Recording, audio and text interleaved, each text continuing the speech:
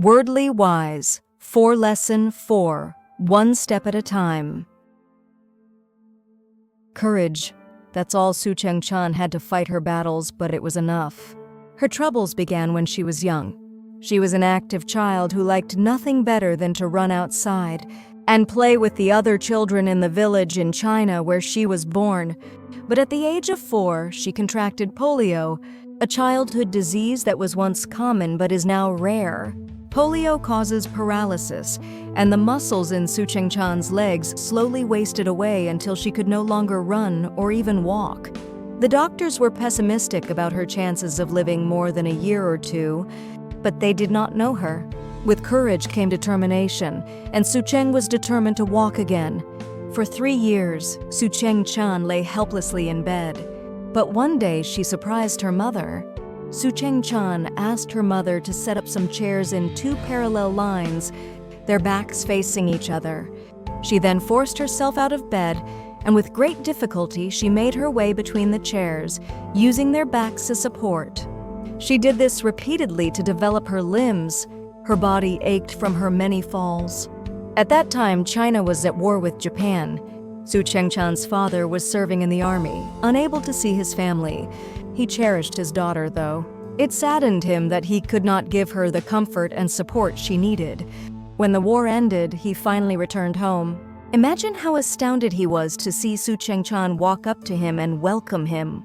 Her movements were not at all graceful, but to her father, there had never been such a beautiful sight.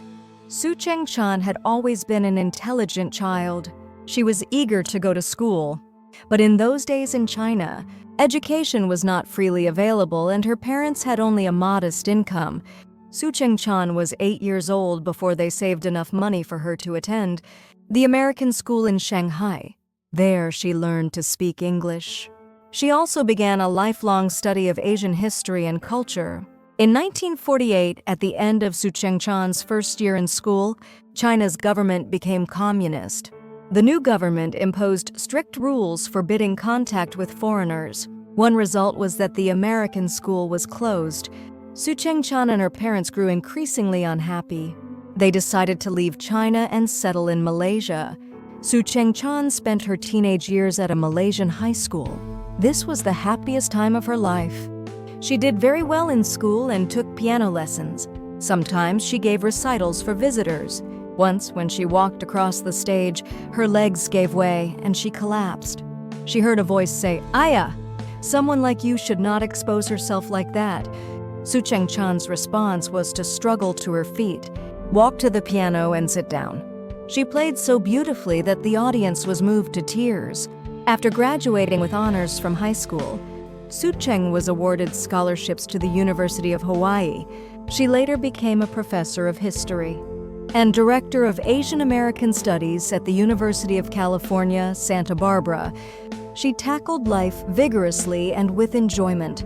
Doctors told her that she might need a wheelchair by the time she approached 40. Polio's lasting effects can cause more damage to muscles. The doctors were right. But Su Cheng-chan did not mind the wheelchair. "I use it only when I am not in a hurry," she said.